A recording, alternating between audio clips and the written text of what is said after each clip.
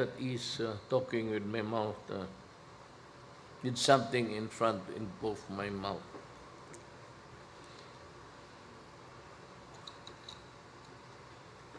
Ito sa panglayo, hindi sa pagbasa.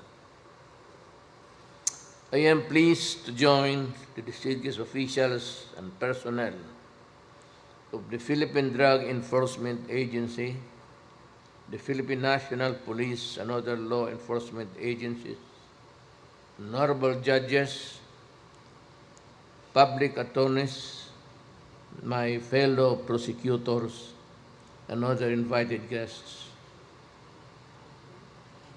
who are here to celebrate another milestone in our war against drugs. The destruction of these assorted drugs is an affirmation of our determination to put an end to this menace that has caused immeasurable harm to millions of individual users, destroyed countless families, and continue to threaten the moral fabric of our society. Let me take this opportunity to acknowledge the coordinated efforts of PDEA and the PNP, which led the seizure of more than 7 billion pesos worth of dangerous drugs that we destroy today. This adds up the more than 56 billion worth of illegal drugs that were already seized after more than 180 anti-illegal drug operations since the beginning of my administration.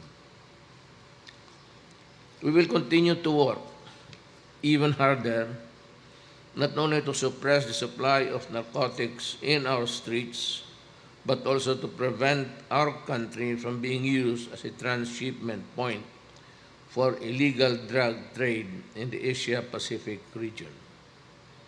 Let me emphasize that our law enforcement agencies and the operatives, despite the extraordinary circumstances caused by the COVID-19 pandemic, these criminals do not cease in their nefarious activities. We must therefore remain steadfast in our campaign, not only by intensifying our operations against drug trafficking, but also by reforming our criminal justice system and addressing the root causes of drug abuse and dependency. I am asking the brave men and women of our law enforcement agencies, the prosecution service, and the judiciary to never waver in their difficult yet rewarding tasks. We already accomplished a lot in the past 4 years, and we can accomplish more in the next years to come. Ending illegal drug trade means securing the future of our nation. Together, let us make a drug-free Philippines the greatest legacy that we can leave behind to our children and the succeeding generations. Before I say salamat po lahat, I'd like to just give you my own part of the narrative of this afternoon.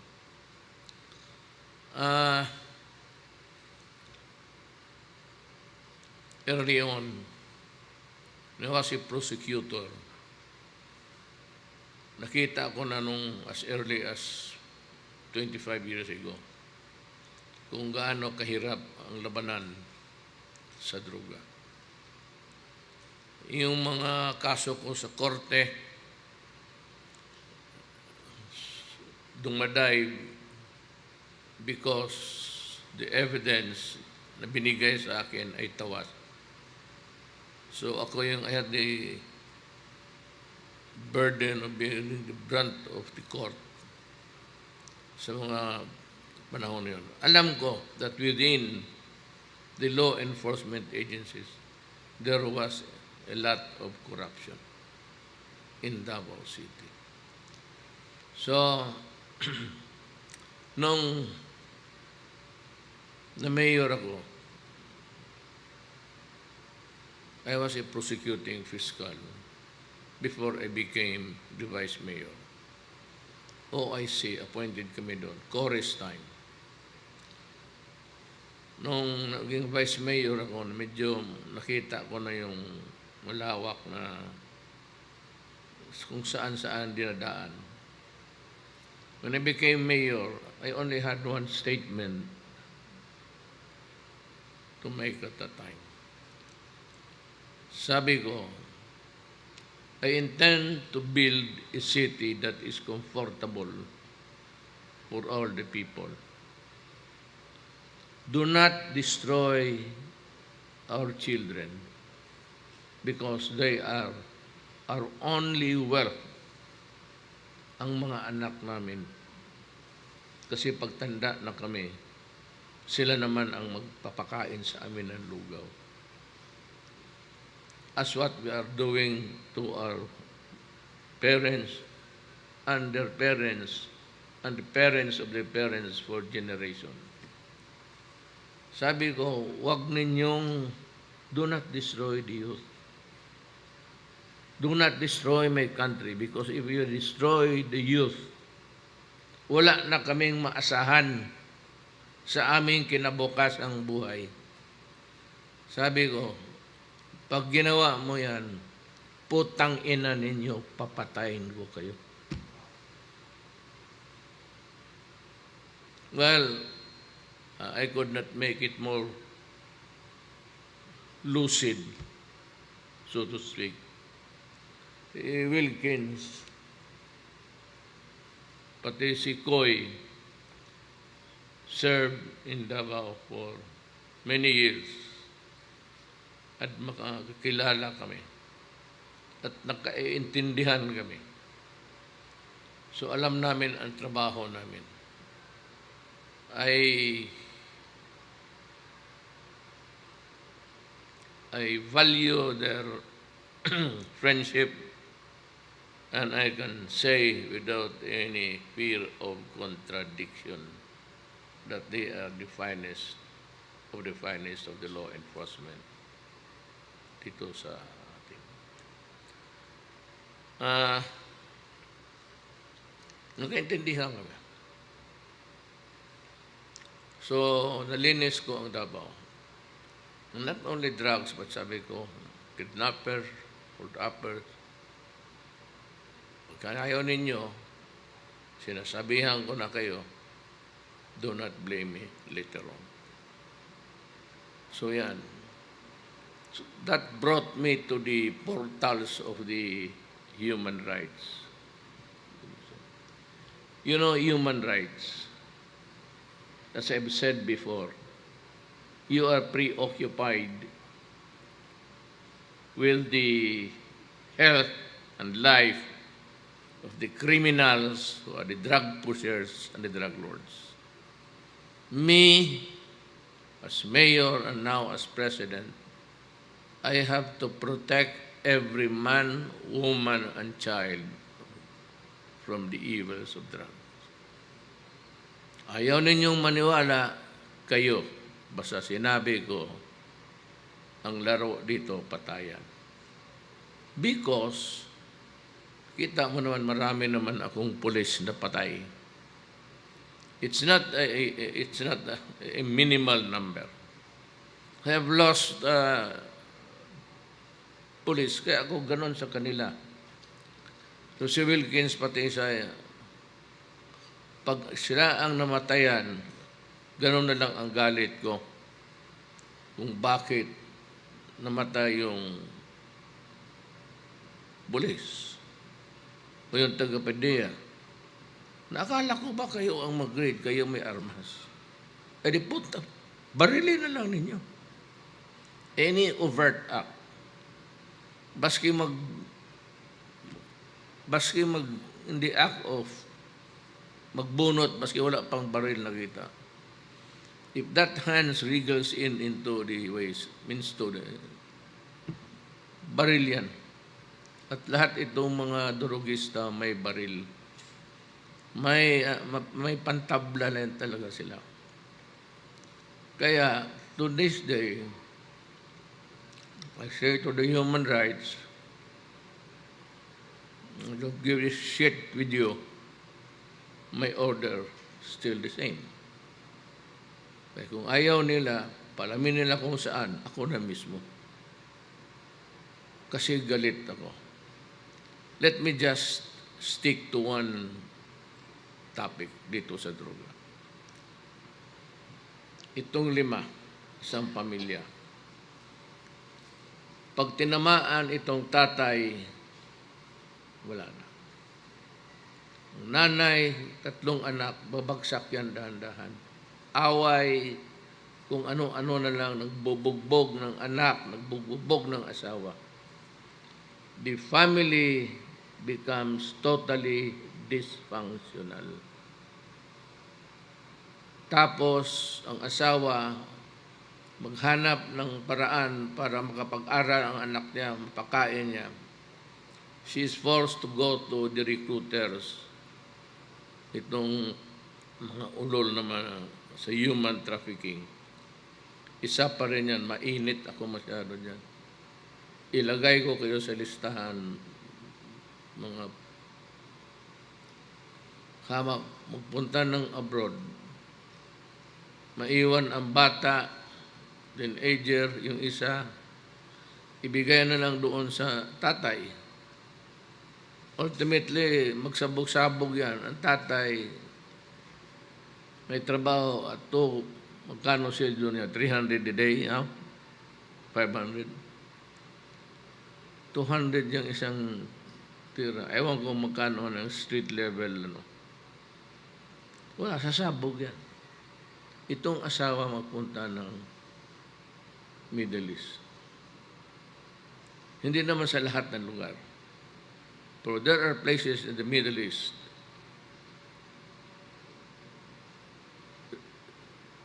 when you work for them, you are a slave, either because you are paid or because you are bought from the slave markets of Africa. Pagkatapos noon, ayun,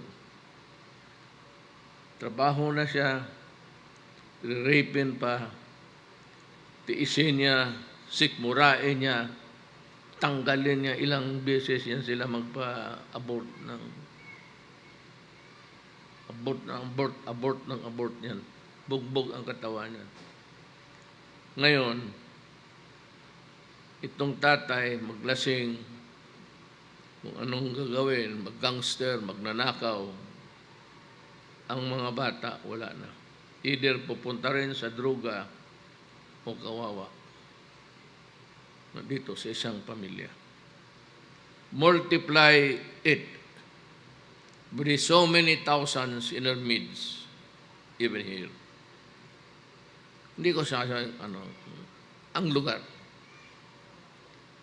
Kung may isang pamilya lang, kada bahay tinamaan dyan sa squatters area. Problema na ng society. Hindi lang yan. Masakit para sa akin.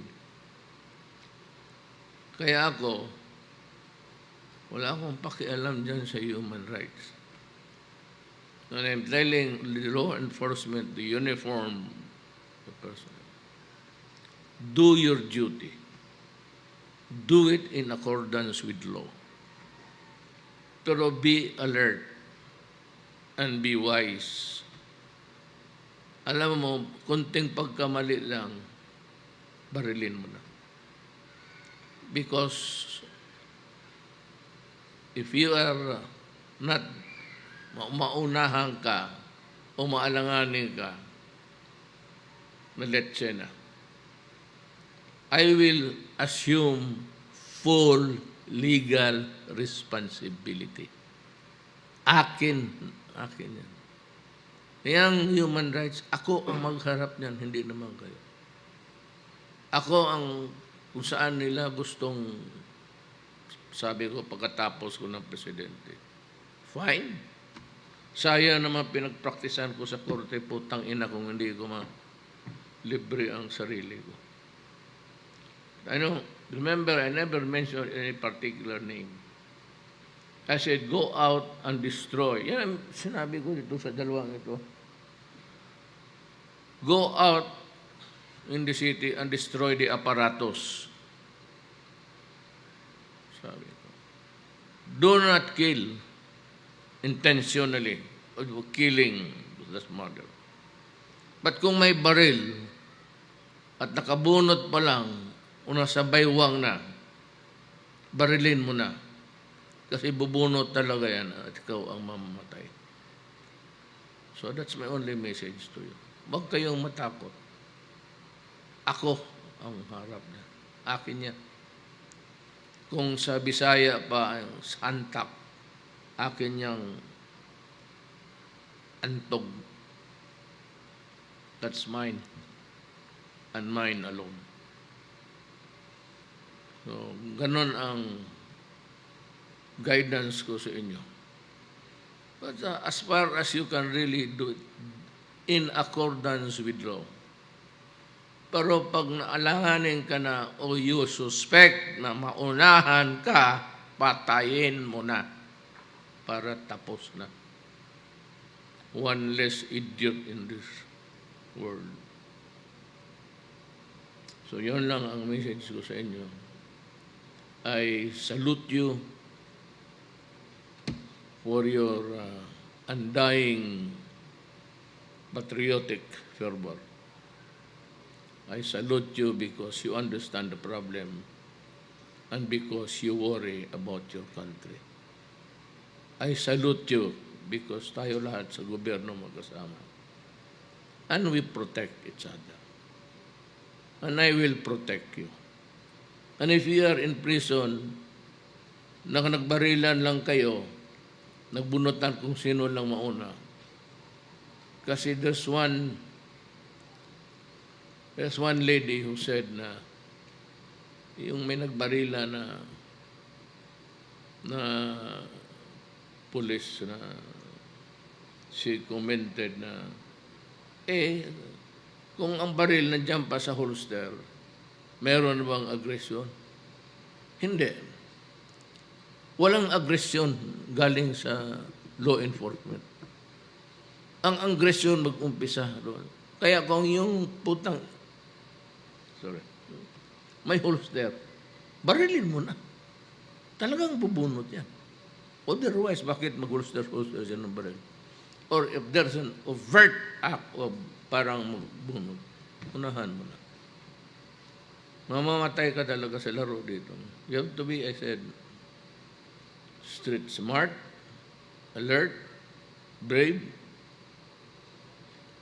Total ng buhay, ganun lang naman kung panahon mo naman talaga. Siyan mong iwas. Trabaho lang. At kung magtrabaho kayo ng gusto, ako'y magpapasalamat sa inyo. Maraming salamat po. Thank you very much to our beloved President for his wisdom and inspiring words. At this juncture, we will now proceed with the ceremonial destruction of dangerous drugs.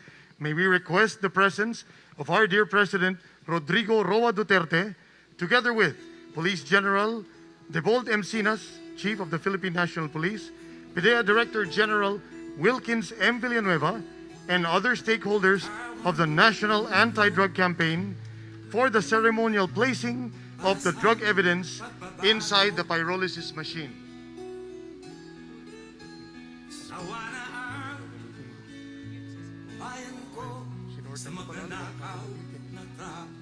Pero sir, may bibigay sa inyo.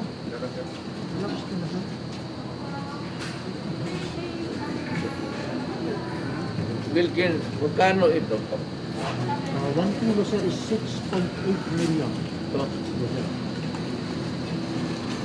We shall now explain the process of destruction of dangerous drugs. Application sir dito. After the drug case is filed in court, the court shall order the conduct of ocular inspection of the confiscated, seized, and surrendered dangerous drugs. Incinerator to? Incinerator? Pareho itong ginagamit sa tao? Mas malaki kasi ito sir. 10,000 na dito, sir. Tingnan naman yan sa loob.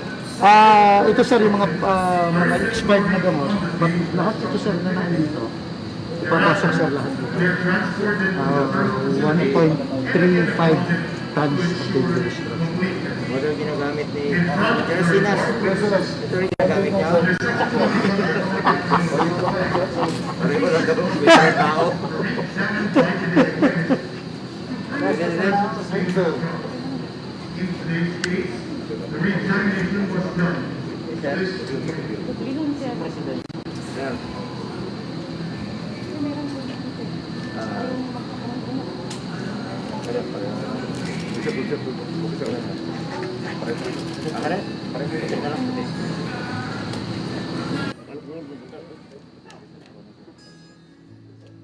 Ikaw at ako, tayong lahat kay Rodrigo Duterte, para sa tunay na pagbabago. Why am I here? I am here because I love my country and I love the people of the Philippines. Ikaw at ako, tayong lahat kay Rodrigo Duterte, para sa tunay na pagbabago.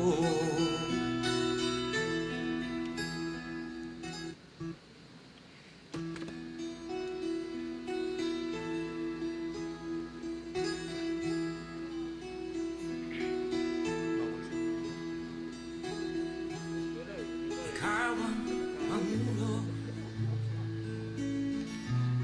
para sa pagbabago.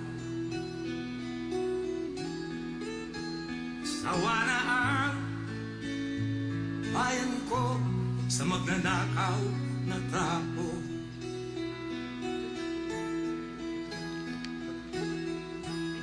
Madilim na kahapon, ikaw ang mataahon. Sa piling mo, Yung parang sapi, bag, Yes sir. Galing Malaysia. Tibag, sir. Galing sa Golden State. After the destruction activity, the dangerous drugs force. Hinahuli na naman ako sa Jensen daw, ano? Yung ginawa sa Davao, yung Yung ano sir, yung pareho yung cocaine sir sa Davao. With the representative sample May nakuha sa Jensen sir 400 grams. Doon sa refrigeration ano pa rin sir. ilang breaks. Maliit lang. 400 lang sa isa lang sir eh. Parang Isang break iwan lang. na, parang yung para sa dati na Iwan napagawa. na yun. Kasi Papuntang Davao sa Panamera ito. Kasi yung daw dito sa port, Convencio, ang Sony Norman. Pero sabi nila, parang hindi daw nag-pick up sa Singapore dapat yun, no? Hindi yun sa Pilipinas. Hindi sir sa Pilipinas. Parang ano pa rin sir na iikot sir yung van all throughout. Tapos somewhere. yung Pero sa una sir na nahagbong sir. okay yun. Yes sir, cocaine.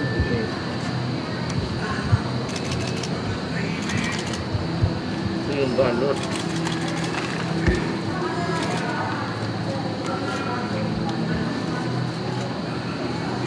Ang pangalan niya sir is Juan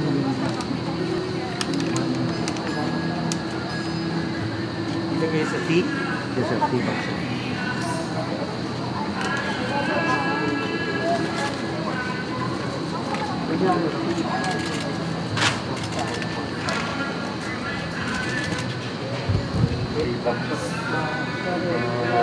Sa ceremonial ang sir. Tunak na din. Somebody has to pull it. Ito lang sir, ito lang po. Kaya lang, kaya lang, labay lang.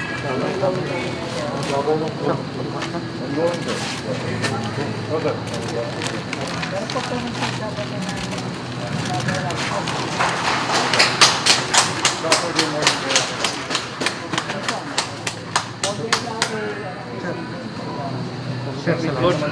Salamat kayo sir. Salamat kayo sir.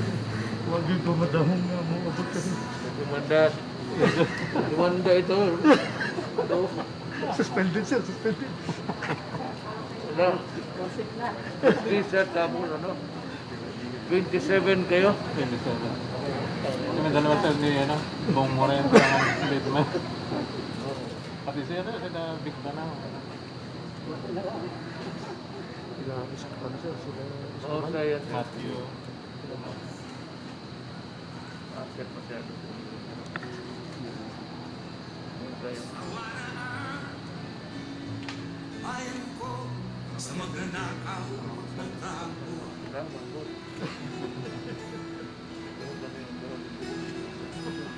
Madilim na kahapon,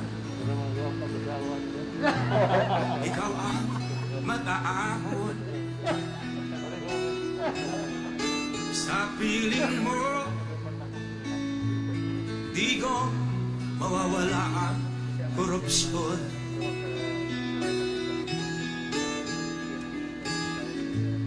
Tayo na, Pilipinas, tayo na magbago.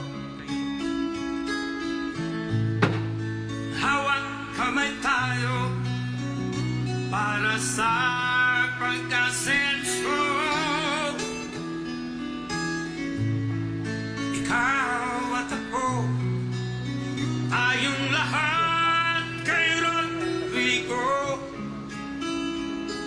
Duterte, para sa tunay na pagbabago.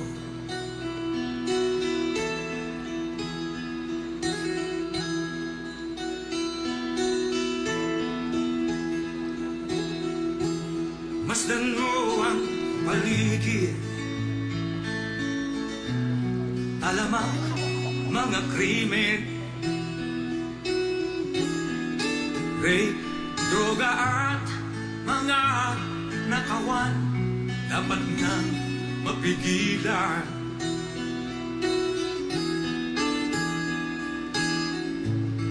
Tayo na, Pilipinas, tayo na magbago. Hawak kamay tayo para sa pagkasenso. Ikaw at ako, tayong lahat kay Rodrigo Duterte, para sa tunay na pagbabago. Love my country and I love the people of the Philippines. Ikaw at ako, tayong lahat kay Rodrigo. Ladies and gentlemen, that concludes our program today. Thank you to all our distinguished guests. Thank you very much, Mr. President, for gracing this event. God bless and a pleasant evening to everyone. Mabuhay po tayong lahat.